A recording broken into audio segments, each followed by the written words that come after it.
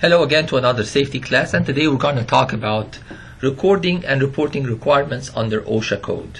So this is under the 29 CFR 1904.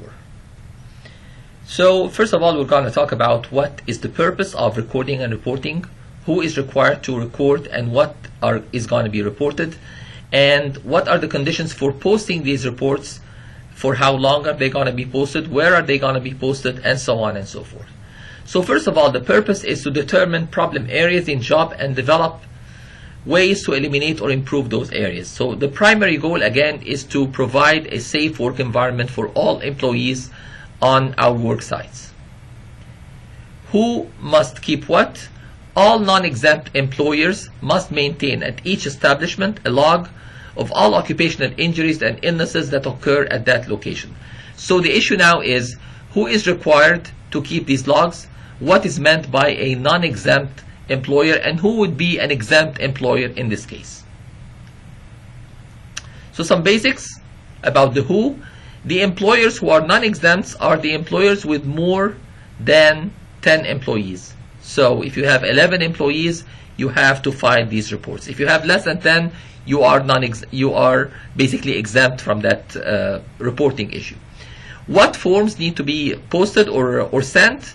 They must be OSHA approved forms, and we're going to look at 3 different forms that OSHA has approved for that particular purpose.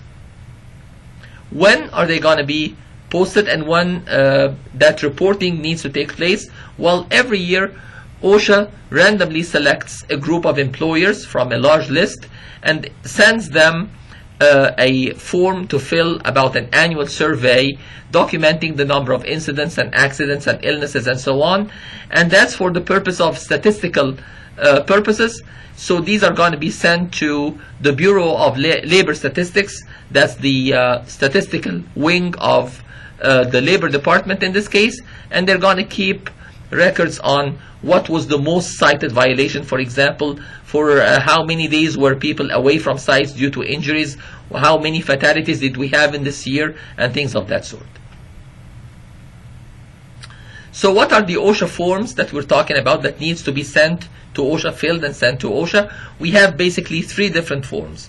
The first one is the 300 log, which is for recordable injuries. We're going to have a look at all of these forms in a second. So the first one is the 300 log for recordable injuries. We're going to learn what is recordable and what is non-recordable. There are some injuries that are really minor. In this case, we don't need to record them or report them.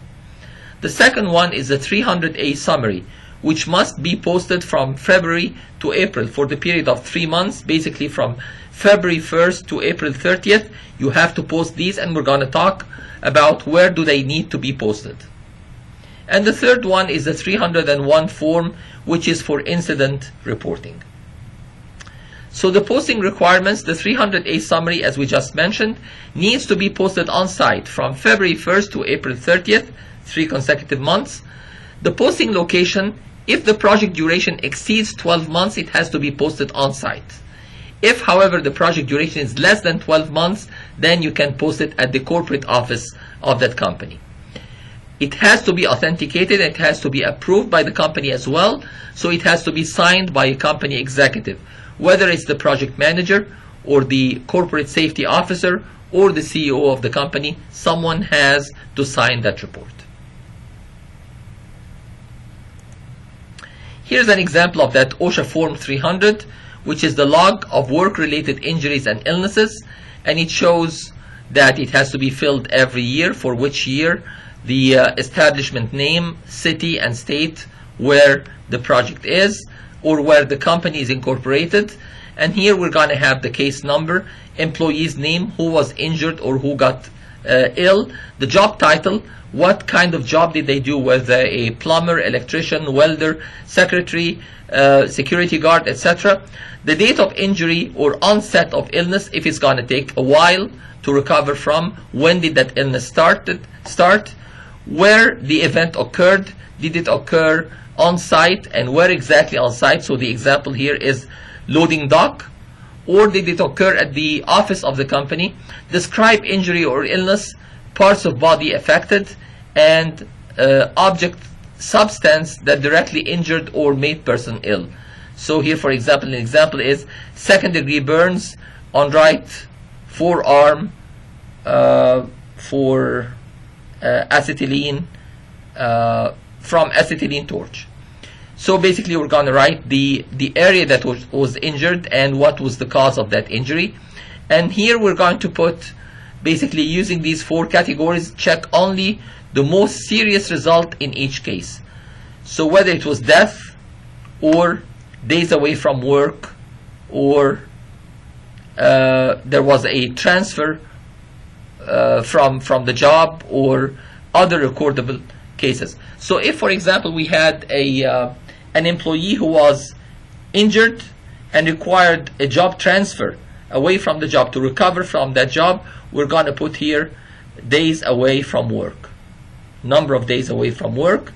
So if it's on job transfer, basically you're saying that, okay, we're going to put that employee for clerical services only. They're not going to do any physical work, just reporting, typing reports and things like that. So it's still on job transfer. Then we have to write down for how many days that took place.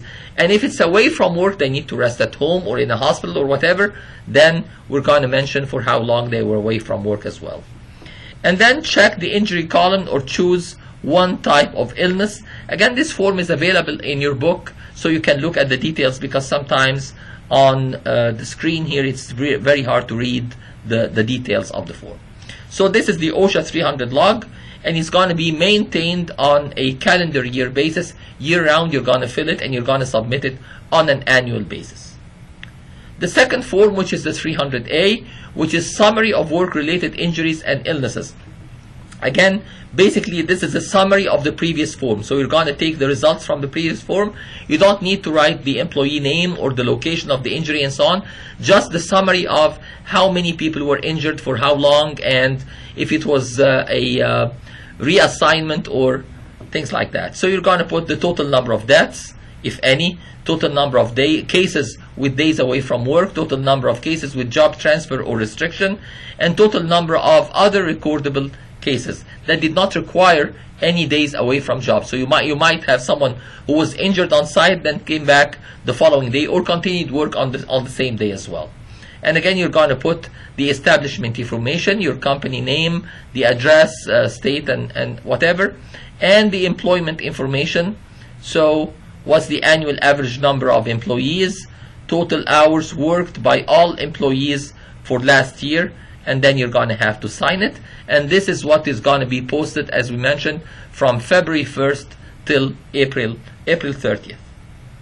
The third form, which is the 300, this is an additional worksheet to help fill the summary. Basically tells you what to fill and how to fill it and so on. So it's instructions on filling the 300A summary.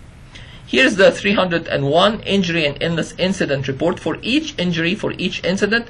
So this is the most detailed form that's going to talk about the details of each and every incident.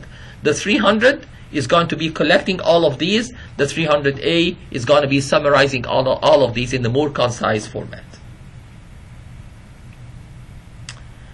Now, what if you do not comply by these requirements for record keeping and for reporting? First of all, there's going to be a penalty, financial penalty, and then there might also be imprisonment. So for false statements, you could receive a fine not to exceed $10,000 or imprisonment up to 6 months, or in some excessive cases, both. If it was done intentionally and a repeat violation and so on, it might be both. Other requirements: you must also display on your site an OSHA poster. You must display an OSHA or state poster at each work site. We're going to see an example of that. And for fatality reporting, you must report all fatalities or hospitalization of 3 or more employees, which is basically what we call a severe accident or severe incident. If you have at least 1 fatality or hospitalization of 3 or more employees, you have to report that within 8 hours. And there's an 800 number, very easy to remember, 321 OSHA. So again, everyone on site should memorize that number and should be able to report such incidents within 8 hours of their occurrence.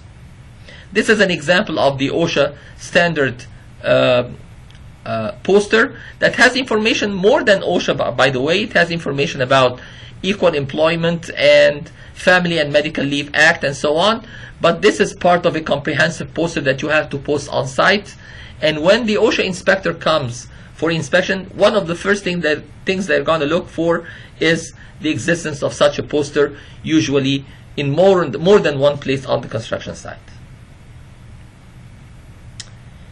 Some general record keeping criteria. The following are recordables. Remember that not all incidents are recordable. What you're going to put on the form are recordable incidents only. So samples of these recordables include death, that's definitely a recordable, loss of consciousness because it might lead to a more severe injury or might be the result of a severe injury, lost work days, so if there was an employee who was injured and could not complete that work day or was absent from their job for several days, you have to report that. Restricted work or job transfer, again, even if they were not absent from work, but due to the injury they could not do their normal work, you assign them or reassign them to something else, you have to report that. Medical treatment, with some exceptions as we're going to discuss in a minute, and transfer to another job. If again that employee will not be able to continue doing their job on this site and you reassign them to something else, then on another site, then in this case we have to report that as well. So these are recordables. Lost work days are going to be counted as calendar days and not work days. It says work days, it's called work days, but basically it's counted on a calendar day basis. So including weekends, if that employee is not going to be able to return before the weekend counts in these lost work days. If the doctor says take time off, you must count it as lost time even if the employee does not take the time off, as long as it was prescribed by a physician.